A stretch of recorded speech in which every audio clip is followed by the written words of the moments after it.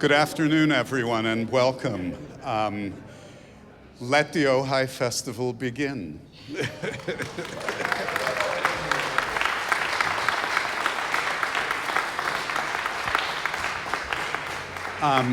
And what a boundless joy it is to welcome Barbara Hannigan to the Ojai Festival.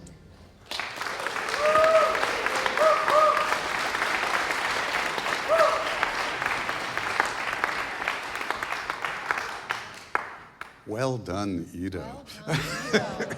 And leaving the mics intact. Barbara, you were here very briefly last summer to sort of breathe the air and smell the night blooming jasmine. And you and Tom have been hatching for quite some time. Can you talk about when you're truly given a blank slate like this? How do you begin, where you plunge in, and how we ended up where we did? Yeah, well, you know, I think it was 4 years ago that Tom and I started working on this festival. Was it about 4 years ago, Tom? And I mean, when he said, you can do anything, of course I didn't believe him. I thought, no. And he was like, no, you can do anything. I was like, no. Now I know. And, you know, we've been, I have to say, I couldn't have done this without Tom, because he is, for me, maybe what I am to Equilibrium people. So he's my friend, but he is really also a very important mentor in my life. And he not only, of course, we have not only worked together on Ojai, but he's provided a guidance for me in my development as a conductor in the last years in a very, very integral way, talking about programming, talking about, you know, his vast knowledge from his work with the Cleveland Orchestra and with Boston Symphony, and as a musician himself, his knowledge of how to deal with not only this, but all the other stuff that goes into being a leader and a conductor. It's been extraordinary. So, Tom.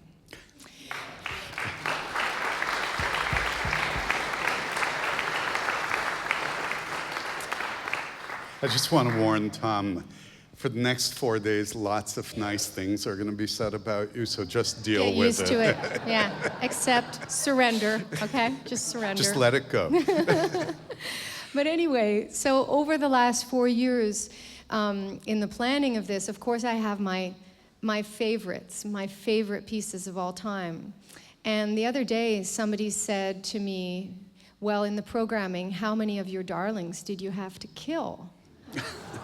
And I said, actually, I didn't have to kill anybody. This is a non-violent program. It's fabulous. It's really fabulous. You know, my favorites, the Rake's Progress, Pulcinella, Lonely Child from Claude Vivier, Grisé Quatre Chants pour franchir le seuil, Schoenberg String Quartet, Yuma Lataret from John Zorn, and then a wealth of other pieces. You know, I was so fortunate that we could keep everything in. And then the other part of the planning was, of course, because I'm not only conducting, but I'm also singing, was how to pace yourself. And that's like the story of my life, you know, because I just go all the time. And that's still what we're doing. And we have a kind of centrifugal force that is driving us all, and we're helping each other. Yeah. One of the things I wanted to ask you about, would it help if we worked the mics very close? Is that, yeah, I think so. Okay. It's not even a transition, it's the expansion of your musical life into being a conductor as well as a singer. When that impulse first began and when you actually began to act on it, and how that's become integrated into your life as a musician. Yeah, because when I was a kid, I loved singing. I was playing the piano. I also played the oboe, but singing was really the heart of what I did, and I knew that I wanted to become a singer. That said, as far as orchestral conducting went, I'd only ever seen men on the podium. I don't know how much of an impression that made, but I think in my mind I thought that if I was going to become a conductor, I would only become a choir conductor. And when I say only, it's not to put down choir, but there's something different between the image of a choral conductor and the image of an orchestral conductor. And somebody here can write a thesis on that, I'm sure. But and so I began my career as a singer, and I loved it, and I still love it. I still spend about 40 to 50% of my time singing. And yet, I think it was about 10 years ago, I kept getting this comment, "Oh, you sing like a conductor." I was like, what does that mean? And conductors would say that to me also. They would say, "You sing like a conductor." Or they would say, "Oh, you're showing me how you want to do this piece." But of course, I wasn't standing beside the conductor going like this. I was just showing something in a way that they found quite particular or unique. And there were a few occasions when I was working with a conductor who was slightly indisposed. And so I would take on, very modestly, I would just take on a bigger role than that. And maybe what's important to understand is that when you're the soloist standing beside the conductor, the general rule is you're not allowed to talk to the orchestra. If you want something different, you have to tell the conductor, and then they translate in conductor speak. And they never do it exactly the way you want it. They always translate in their own way what you ask them to do differently.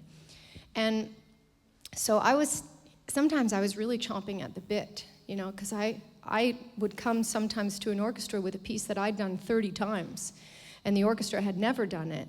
And I thought, yeah, but I'm the expert on this one. Could I? So anyway, this comment, "You sing like a conductor, you lead like a conductor." Finally, someone in Paris named René Bosque, who used to run a festival called Présence at Radio France and at the Châtelet, he said, "I'm going to set up your conducting debut for you. I really think you need to try this. Just once, you need to just take this risk." It was in 2007 that he spoke to me about it, and it was going to happen in 2011. And he said, "I think you should sing and conduct a piece that you sing a lot called Mysteries of the Macabre by Ligety." A lot of people have seen some funny videos of me doing that. And so, if you hadn't, you should. And he said, "You should sing and conduct that piece at the same time." It was his idea, it wasn't my idea. And I thought, well, that would work because it's about a control freak, so that would make sense to sing and conduct it at the same time. And he said, "Yeah, but you should also just conduct a piece." And he had the idea that I should do a piece called Le Renard, The Fox, by Stravinsky, which is for chamber orchestra and 4 soloists.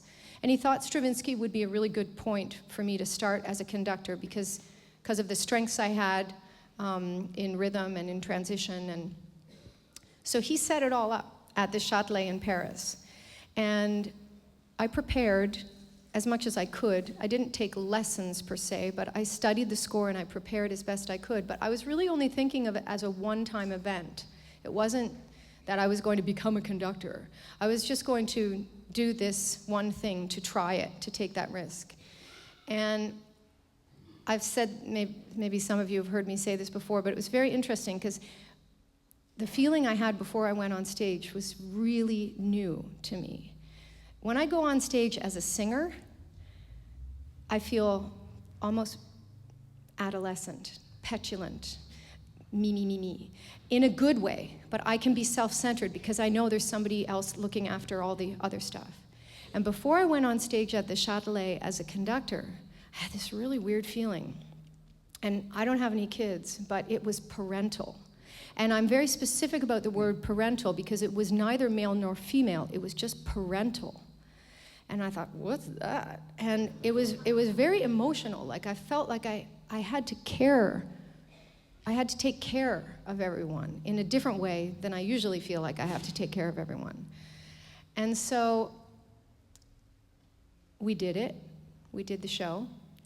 And there was a good response. And then the next day, it was like that. It was like the next day, the phone started to ring, saying, would you like to come to this orchestra? Would you like to come to us and make a special program where you sing and conduct? And I thought, yeah, I would. And so little by little, I started making special programs where it would be, say, a 2-hour program, and most of it would be orchestral instrumental music that I would conduct, and maybe 20 minutes of that program I would also sing. And now what happens is about 50 to 60% of my time I'm conducting orchestras, and occasionally on those programs I sing, and sometimes I don't sing at all. Sometimes I bring other soloists in. And so that's been the last 8 years. And the nicest thing for me is that they don't say, would you like to come and conduct Bruckner 7? They say, would you like to come and conduct? And then they let me do what I want. So that's really great for me because I can really follow my passion as far as repertoire. One of the things I've observed in watching you conduct with a very wide variety of orchestras is you work with an orchestra like Ludwig, and we'll talk about it, and you'll spend much happy time with this fantastic Dutch collective in the next few days, which is a collective, so there's a kind of communal, collaborative sense about it. And then, I won't name now celebrated world orchestras, but there are other, sort of major symphony orchestras in a subscription week with, the requisite 4 or 5 rehearsals and the 3 subscription concerts. And it's a very cookie cutter seeming process. And what I've seen you do is bring to those orchestras as well the same collaborative spirit. And so if you could, I don't know how conscious it is, talk about the dynamic of drawing musicians into the same experience rather than dictating. Yeah, because depending where you go, there are different hierarchies within the orchestra. And there are some orchestras that really like to be dominated by the conductor, and then there's a whole level of hierarchy from the first desk to the back desks of the strings and the principal players and so on. And people don't talk, and they're not allowed to talk, and they're not allowed to talk back. Or if they do, it's under their breath, and it's very interesting. It's very interesting vibes with different groups. And like I said, when I was the singer and I was standing beside the conductor, aching to say something, well, now I've found that there's no rule. In fact, it's not written in stone that the players can't talk and that the players can't offer their advice and that they can't. For example, with the Munich Philharmonic. So the Munich Philharmonic is now, their chief conductor is Gergiev, and prior to that was Lauren Mazel and Kelly Bidakche, and they premiered works of Mahler, for example. They're a really legendary orchestra. And I have a relationship with them. I'm with them 2 or 3 weeks a year. And of course, the first time I worked with them, I was really scared. But I thought the only way this is going to work is if I'm really myself. I can't pull hierarchy because it's not me. So I collaborated with them. I really had and they thought, oh, she's asking us questions. She's asking us to talk. And we did the Berg Violin Concerto in March this year with Christian Tetzlaff, this wonderful violinist.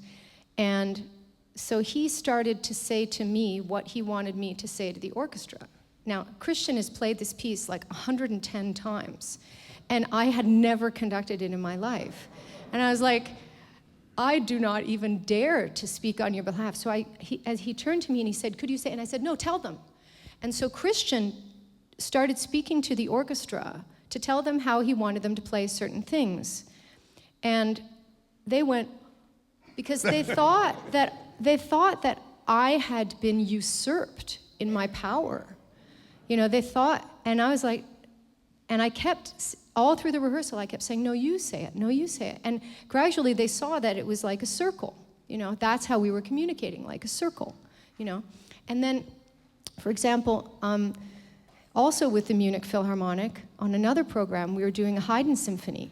And there was the second movement, last movement of the symphony starts, and 1, and 1. That's how it begins. It's a very tricky beginning. And you never know if you should give them 2 beats or 1 beat or no beats. And it can go wrong. And it does. And what I loved was that the bass player pulled me aside after rehearsal, and he said, you know how you should start it? Just bum. And I was like, okay. And so I took the advice from the bass player of how this orchestra needed to start this particular movement, what would work the best for them, and that's what I love, is when the players start to feel free to collaborate, and that we can really work like that, because we're all musicians, and I just can't deal with the maestro thing. It's, for me, there are few that want to anymore. There really are few that want to. It's really, I think it's changing to a much more collaborative way of working, which I think is we make better music. We really do. I have to say, the image of the circle, I realized, is subconsciously what I've felt in all your performances with very different orchestras, from student orchestras to high-powered symphony orchestras to collectives. And one of the loveliest things, I don't know if the players themselves articulate it, but I think you give them a gift of remembering why they became musicians in the first place. And that spirit absolutely illuminates the performance. One of the things you're doing at this festival, and Barbara made her New York debut in February with the Juilliard Orchestra, I'm very proud to say. And on that program, you conducted Sibelius's Lonatar with a wonderful student singer, which is one of your darlings. And here you're conducting Lonely Child with Aphrodite Patoulidou, one of the Equilibrium singers, and that's one of your darlings. How does that feel when you relinquish your piece as a singer to somebody else with their different sensibility, and your role within the piece shifts? Yeah, somehow the word relinquish maybe doesn't resonate in that way, because it's more like now we welcome another person into the piece, like Lonely Child. It's such a phenomenal piece by Claude Vivier. And, I think about my first experiences with the music of Claude Vivier. His life, he was given up at birth and put in an orphanage. And he was very lonely, of course, in Quebec, in this Catholic orphanage. And he invented his own little language, where he had his own secret language just with himself. And he would talk to himself in that, and he uses that language in all of his pieces of music. Then he was adopted. This is a true story. He was adopted. And then the family, they kept him for a while, and then they sent him back to the orphanage. And then, because the mother didn't like him. And then, I guess they felt guilty, so they took him back again. So, he didn't feel wanted. And so this piece, Lonely Child, is about him. All his pieces are autobiographical.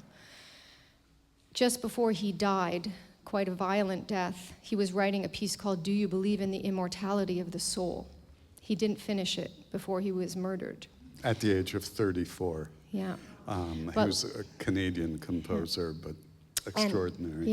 But Lonely Child, it's an extraordinary piece. It's somewhere between a lullaby and a love song, and about loneliness and about embrace, and it's extraordinary. So for me, the more people that I can share that with, the better. And when I met Aphrodite, who sings also And True Love, I knew that she was the voice for that piece. I knew it was right for her. And so when I work with her, or when I worked with Megan on the Sibelius Lonatar, I don't have a preconceived idea of how I want the piece to sound. I don't want them to sing it like me or anything like that. We're all unique. It's the feeling that I want to help impart. It's the feeling of that piece. I keep talking to Aphrodite about the word in French, appuyer, to lean on the sound. There's something that has to lean in the kind of longing and yearning that piece has. And so that's what I can help others with, in going for it. And I think you'll hear that she really is the perfect voice for the piece. Yeah. It's a piece that Vivier called A Long Song of Solitude, and the text is of his own making, as Barbara said, and it includes his own imagined language. Yeah, and French. And French, and references that go both childlike to Merlin, to a wizard, to a story he might have heard, or Tadzio, the object of desire in Thomas Mann's Death in Venice, and Vivier was a gay man, so it somehow encompasses the whole range of his being in this piece. It's an extraordinary piece. Let's actually, while we're talking about some of these core pieces for you, talk about the Grise too.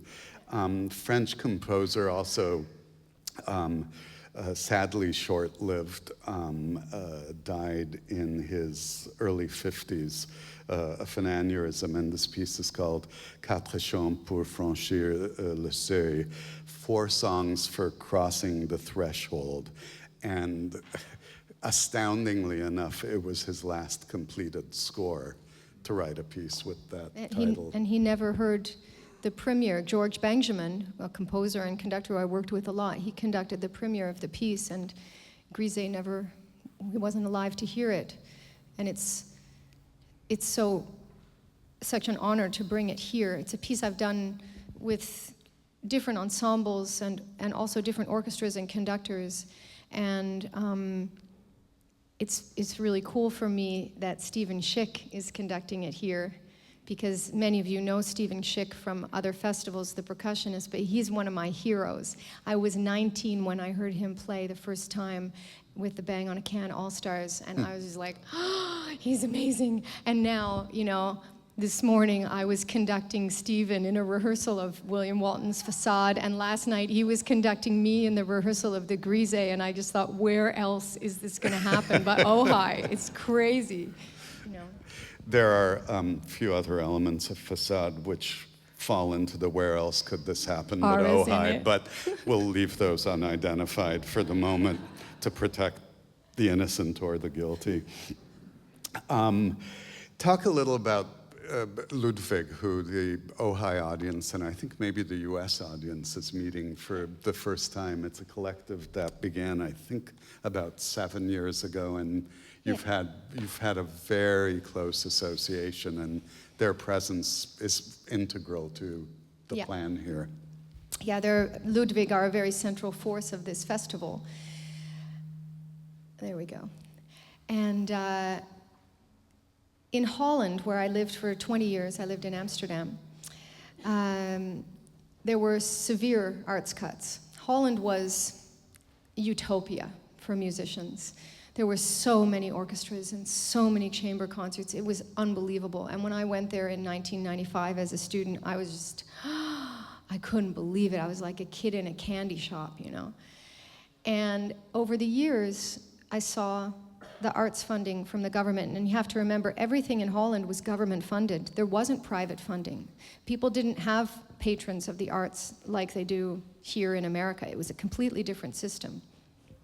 So all of a sudden, the rug was pulled out from many orchestras, and they just died 1 year to the next.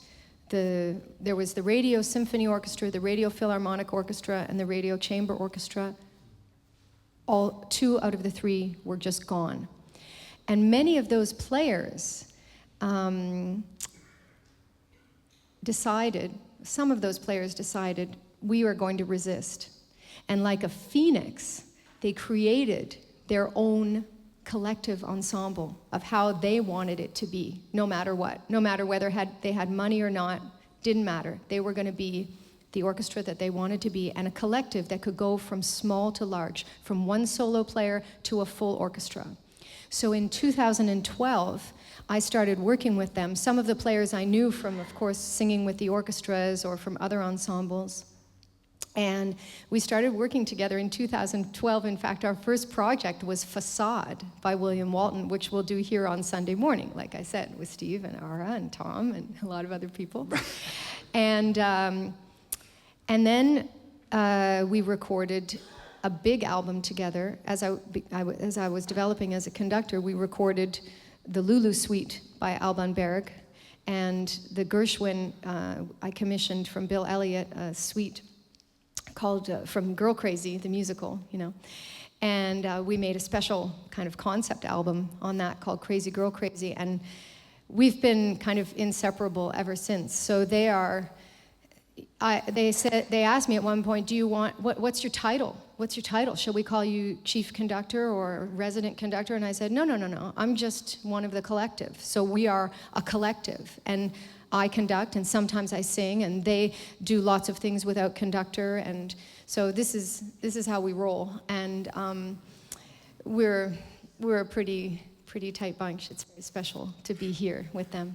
You'll meet two of the founders of Ludwig in the third of our sessions this afternoon, and there'll be some lovely surprise music as well, just to tantalize you as part of that session, because as we've already discovered in this week, nothing Ludwig does is ordinary. Let's talk about Girl Crazy, because as you said, it's become a kind of signature album, and if I remember right, the third piece was the Barrio Sequenza for voice, and the album is called Crazy Girl Crazy, and it's probably the first recording in history that combines Alban Berg, Luciano Berio, and George Gershwin, and it's amazing what happens when you put those composers together, and Bill Elliott's arrangements, which were made for Barbara as conductor and singer, I think were conceived in that context. Oh yes. Right? So the biggest opera role of my life, the most important opera role to me in my life is Lulu, right? By Alban Berg. She's a role model for me. And not because she killed her husbands, but it's more because she didn't really kill them, by the way. It was an accident. But, no, it was. But anyway, it's that she's true to herself. She knows herself very deeply, bless you. She knows herself very deeply, and she's true to herself, and she's very direct with others. And I admire this, and she stays true to herself. I admire this so much, to her instinct, to her emotional instinct, to her intellectual instinct, and the combination of those things, I was just like, Lulu, forever. And so when I wanted to make this album, my first album as singer-conductor, I knew Lulu Suite was the central piece. I felt that the Barrio Sequenza 3 would go very well with it, because the Barrio Sequenza 3 is about a woman who's looking for home. She's looking for her center. She's looking for who she is and where she is in the world. So that's kind of pre-Lulu. And so that piece, I thought, okay, that's great to open the album. And then, of course, the Gershwin, well, not everybody knows, but Gershwin and Berg had a very strong connection. Gershwin admired Berg immensely. And when he went to Vienna, at the time that Berg was writing Lulu, and at the same time that Gershwin was writing Girl Crazy, they met. Berg had a party for him. And at the party, the Polish quartet played the lyric suite of Alban Berg, and Gershwin got a signed copy of it, and then they said, oh, Mr. Gershwin, will you play the piano? And he said, oh, no, I couldn't. My music, no, I couldn't. And then apparently Berg said to Gershwin, Mr. Gershwin, music is music. So also in our album is I can't say a documentary, it's kind of a poetic portrait made by Mathieu Amalric, which is called Music is Music, which is kind of about the making of the album, kind of about me, kind of about Lulu, kind of about all of our chemistry in a very beautiful way, and it'll be shown on Saturday here, I think, yeah. And so with the Gershwin, what I wanted with Bill Elliott, who also was introduced to me by Tom Morris, thank you again, Tom, my guardian angel, I wanted a companion piece for the Lulu Suite by Berg. So I wanted something written for exactly the same orchestration. But not only that, I wanted to put Lulu into the Gershwin. So if you know Lulu at all, because Lulu is made up of all these tone rows, like little theme songs. Every character has their own theme song. Lulu's is and Alva, one of her lovers, one of the several lovers.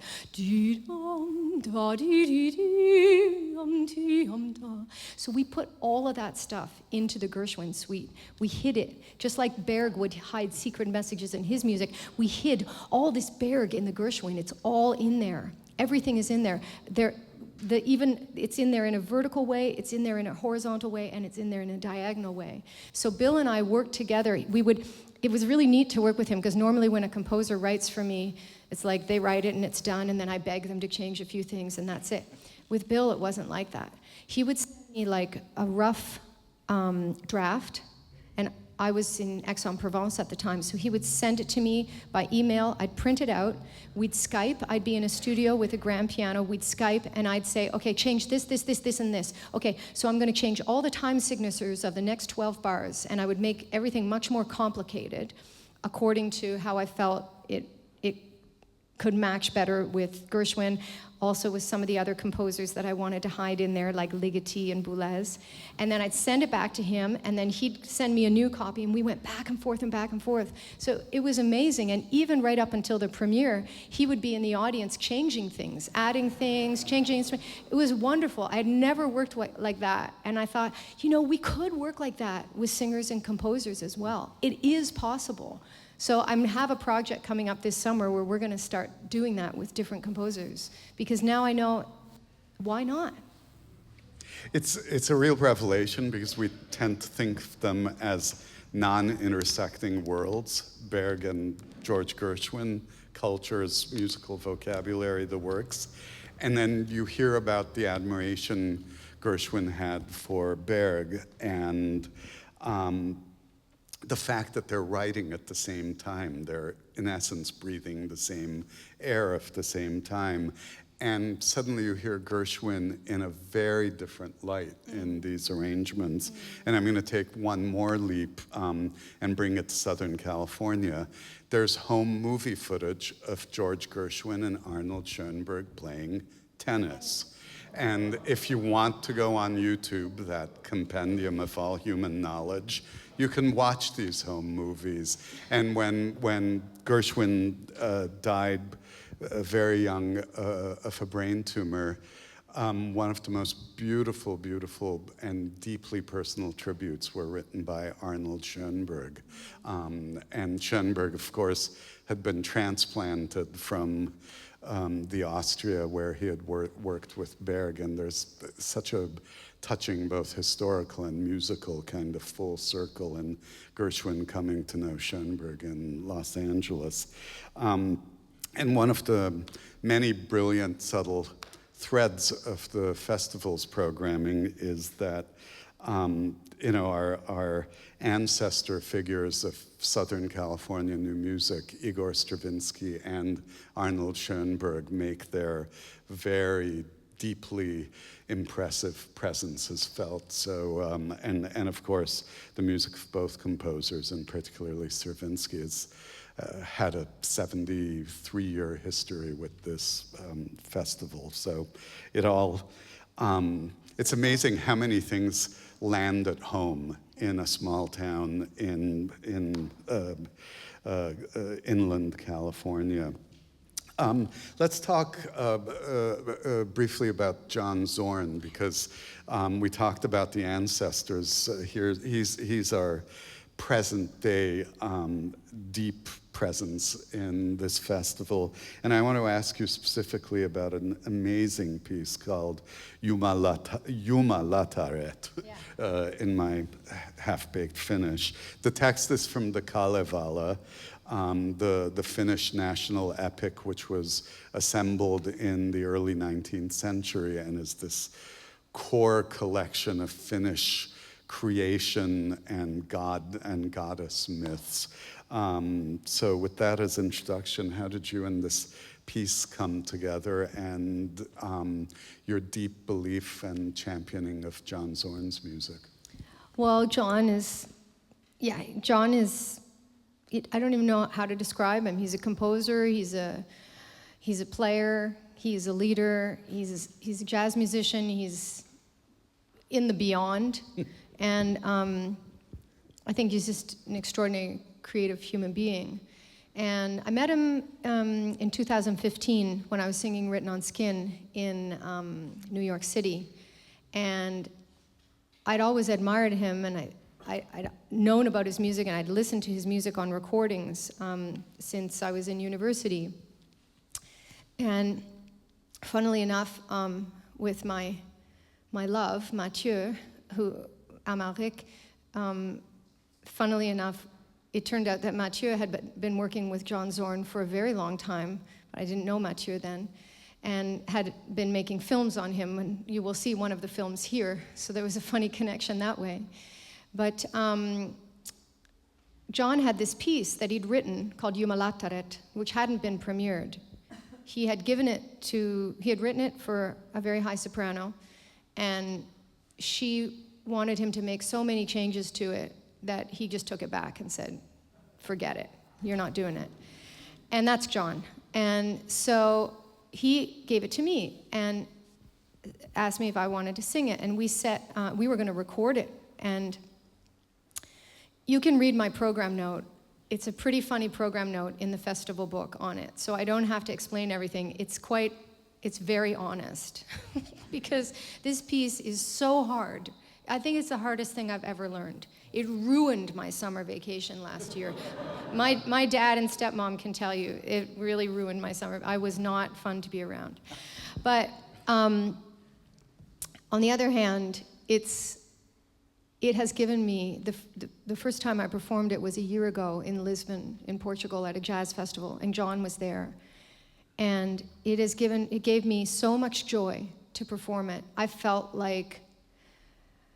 electrified after the performance. I was just flying, And John was there sitting in the front row. He said, where do you want me to sit? I said, I want you to sit right in the front row, So he was just there, and you really feel, and normally you want the composer really far away so they don't see you, and yet he's a player, and he's with you in this. And it's a crazy piece because it's a lot of things that normally I don't like. I like to have a lot of text to sing, and this piece has a little bit of text in the beginning, and then it's just free vocal sounds, and all extremely intricately notated, very virtuoso, very difficult. That's the stuff I like.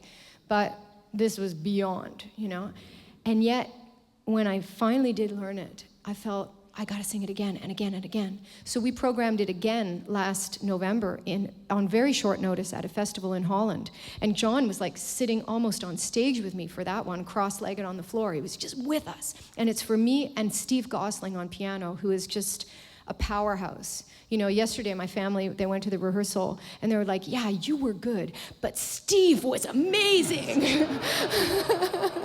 It's good to have family to put things in context. It's true. He's just unbelievable. And I can't imagine doing this piece with anyone else. And so we thought about bringing it to Ojai. And Tom and I, it was in the mix for the planning, and I said, no, I don't think I can do it because there's going to be so much pressure on me for the whole festival. I don't think I'm going to be able to have the voice for it. And then I guess it was in November, after the second time I performed it, I was like, we have to do it in Ojai. We just have to make it happen. Somehow I will summon and galvanize the energy to do that piece because it's just so exciting to give, I think, the American premiere of it here in Ojai, and I'll sing it in New York in October at the Armory. It's about goddesses. It's about all different goddesses from the Kalevala. The moon, the water, the trees, the air, old, young, it's everything, birds, and all the sounds, besides the Finnish, which I have to speak here and there, the other sounds, John gave me kind of free rein to make up. So the notes he wrote, and then all the articulation and sounds and syllables I decided on. So again, it was this collaboration. And very excited to sing it here. Well, there's a deeply mystical thread throughout the Kalevala, and I think it's safe to say for all of his formidable intellect, there's also a deeply mystical thread to John. Yeah, there's I mean, I think to be the kind of composer and player that he is, the spiritual, I mean, it's everything all the time. And I think that's also where I kind of connected with him too, except I'm looking to him for guidance because he's just on such an incredible level. But I thought that's how I am too, all the time. I never work on something purely technically. I never work on something purely dramatically. It's all. And he's like all, you know, it's extraordinary. Let's turn to the wonderful young singers of Equilibrium. This is a project that Barbara began some years ago, and it's now really emerged in full bloom.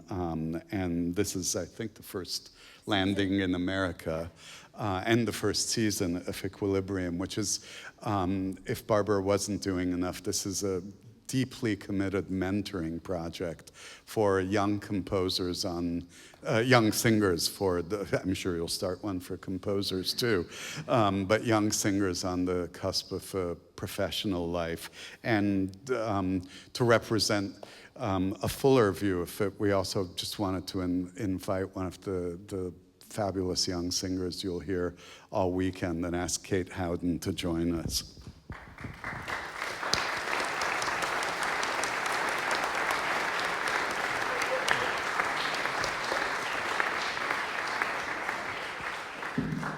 So, hello.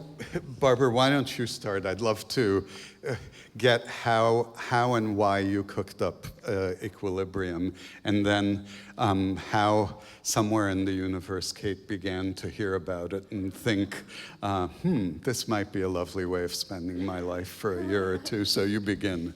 Well, I had been kind of helping younger singers unofficially, who I'd met at master classes or programs, or even when I came to Juilliard. I was giving a lot of advice and recommending them for things, and secretly casting things for composers with a circle of the younger people I knew about. And I thought, I should just make this a little more official, because I can. And so I decided I didn't want to create a YAP, a Young Artist Program. I wanted to create something for that very precious time, the first substantial phase of the professional career. Because I think any of us in any field, we know that once you have finished all your studies, all your apprenticeships, all your residencies, and all of a sudden you're professional, you're alone. And it's those first 7 or 8 years, like, who's gonna help you? Who's gonna guide you? And sometimes it's even hard to ask, because you think, oh, I'm a professional, I'm supposed to know, you know? That's hard. And so that's what I wanted to create Equilibrium for. I didn't want to put an age limit on it, because some singers come to singing later than others. So I just wanted them in the first 7 or 8 years of their professional career. And I created a website, and blah, blah, blah, and I had decided that I would do the Rake's Progress, and I got quite a few orchestras, Gothenburg Symphony, Munich Philharmonic, Ludwig, of course, on board for the Rake's Progress, and 2 Mozart Requiems, one with the Royal Danish Radio Orchestra and one with Munich Philharmonic. And it was nice that I could just get these orchestras to put their trust in me and let me say, no, the soloists are going to be from this initiative that I'm starting, and they're going to be great. Trust me. Okay. And so I had a call for applications, and I had 350 applications from 39 countries. Yeah, and the applications were video, their CV, and a personal letter, kind of a motivation letter. And I watched everything, I read everything, and out of those 350, I chose 125 to audition live, and I would stay an extra day in different cities there where I would be, and in exchange for the conservatory giving me a big space to do auditions, I would give a master class. And so it was a lot of bartering, which I liked, goodwill, you know. And so I heard 125 singers live.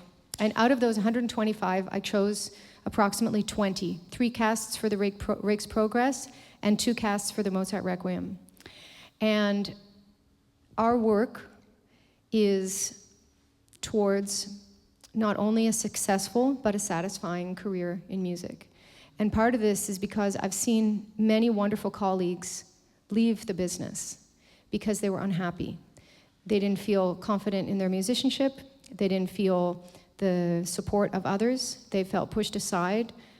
Singers, it can be very hard when you're on the road, dealing with all the pressure and the travel and being at an opera company where you don't know anyone, and they just call you from 10 in the morning until 6 every day, and they might use you for 5 minutes, but yet you have to sit there the whole day. And I wanted to help with that. And I also wanted to help with a kind of focus that I've been working on for my entire career, which one could compare to sports psychology. And there's a person who's really important to me in my life named Jackie Reardon, who's sitting right there. Jackie, maybe you could stand up just to embarrass you a little bit. This is Jackie Reardon. And Jackie Reardon wrote a book called Mindset, which I read 10 years ago. And it was a sport book on tennis. But I was always reading sports books on mindset and focus. And when I read that book, I thought, wow, that's exactly the way I like to think, because it's simple and it's really effective. And Jackie lived in Amsterdam, and I lived in Amsterdam. Turned out we were actually neighbors. And so from that moment on, I think it's fair to say that you and I have been mentoring each other for 10 years. And Jackie has worked with everyone from Olympic medal-winning athletes to amateur players, to musicians, to people in technology, to CEOs, in business, everybody. I mean, as she says, a person is a person. And these kinds of focus techniques work for anyone. And I found how helpful they were for me, especially dealing with the stress of the lifestyle and the performance I had as I was trying not only to get to the top of the game, but to stay at the top of the game. So when I created EQ, Equilibrium, I brought Jackie on board. And so part of our work is not only working on the music and talking about the music business, but working with Jackie in 10-day workshops, 5-day workshops, 3-day workshops on a kind of focus that, well, it does come from sport.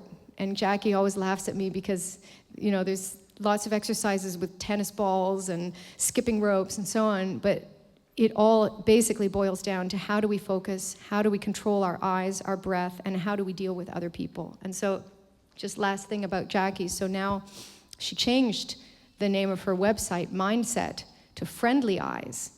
And at first I was like, Friendly Eyes, that's too nice. No. And she's like, no, it's not too nice. Friendly Eyes is really when we have towards ourselves kindness, and towards others kindness, imagine how we can work together. And so she's insistent on it, even at the top pressure, to imagine that you can be kind to yourself and others, even at the top. That's amazing, So Kate, pick up the story for us from your perspective.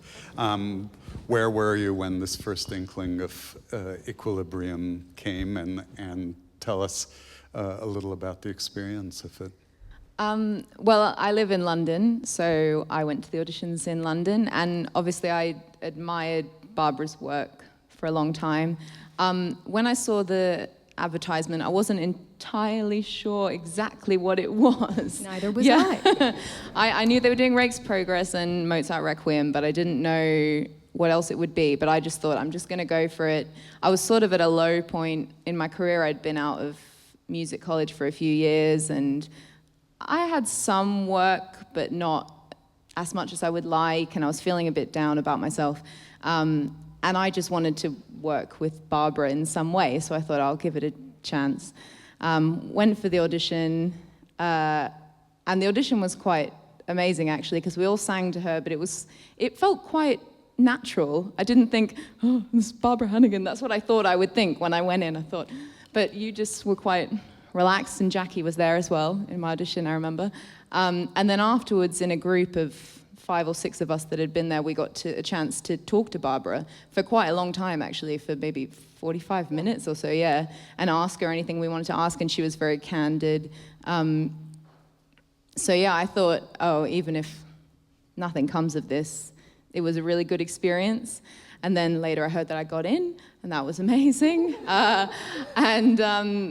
Then later I heard that we were doing Rake's Progress. I didn't, I always loved Rake's Progress, and I love Barbara, which is the part that I played as a character. But I was sort of always told that I couldn't sing that part because it was perhaps a bit too hefty for me. So I kind of ummed and ahed about it, and then I thought, oh, Barbara Hannigan thinks you can do it, so you should just do it. And I'm very glad that I did, and it was an amazing experience. Yeah, and just If I can interject, because as I said, we had 3 casts. So Kate sang with the inaugural cast in Gothenburg with Gothenburg Symphony. She was the Baba the Turk. And here in Ojai, I brought her here to do other material. Yeah. So she's getting like a lot of different stuff to do with you. Yeah, so it's been great to work with Barbara. And actually, what you're saying before about it being a kind of collaborative experience, I really feel that. I did think, because obviously I watched your career for a long time, I did think, oh, I'll be too scared to do anything or take any risks or anything like that, and I won't actually show myself in rehearsal or performance. But actually the vibe that EQ has is that everyone's in it together and everyone's supporting each other, and so you do actually have the chance to take risks in performance or rehearsal or whatever, and so you can try things out and express yourself in a way that I haven't actually felt before ever. So it's amazing, yeah. yeah.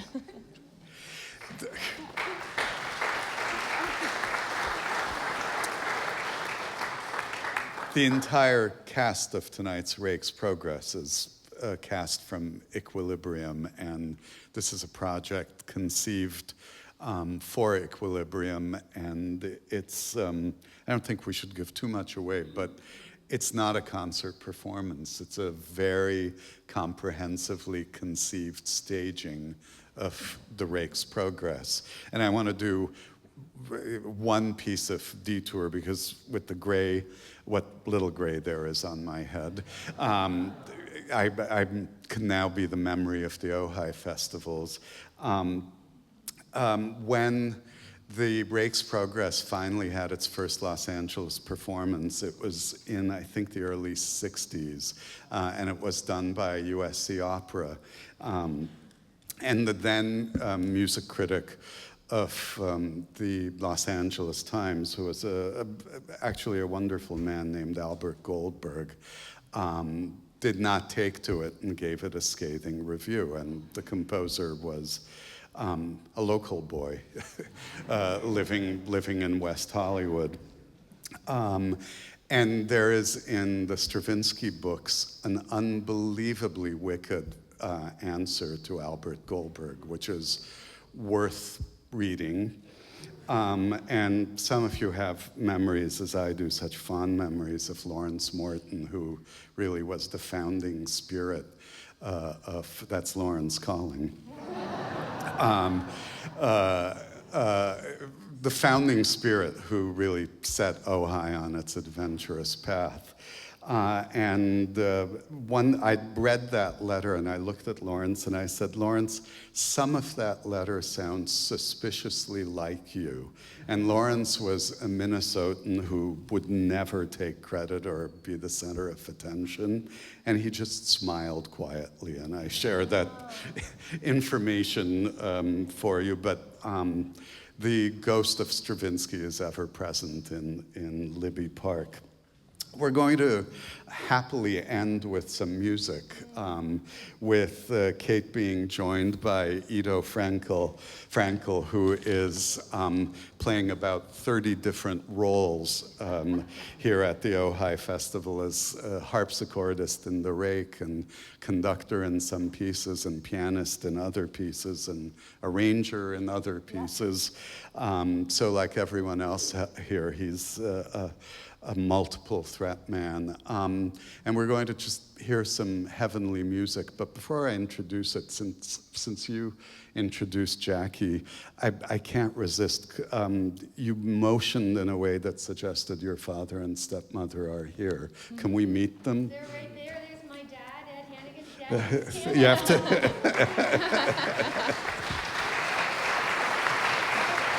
It's my father, Ed Hannigan, and my stepmother, Marilyn Kinnear. But then since we're doing that, we got to do two more. My twin brother, Brian Hannigan, is right here. And my sister-in-law, Colleen Hannigan. So they're all here for the festival. I'm super excited. It's not very often that I get to be with my family when I'm performing, so it's really special that they're here. Well, and this too has become something of an Ojai tradition, because I now know Vijay Iyer's parents, Claire Chase's parents, and so you're very integral to all this. We're going to hear Addio Roma, which is Ottavia's heartbreaking farewell from Monteverdi's coronation of Poppea, L'Incoronazione di Poppea. And Kate, maybe you could introduce it to us, and we'll give you and Edo the final word in this session. We'll take, after that, a 15-minute break, and we'll bring up a guy named Tom Morris and grill him. So this is Addio Roma, and this is Ottavia has been banished from Rome, which is the place that she's always known and loved, and she's saying goodbye to everyone that she's ever known and every place that she's ever loved.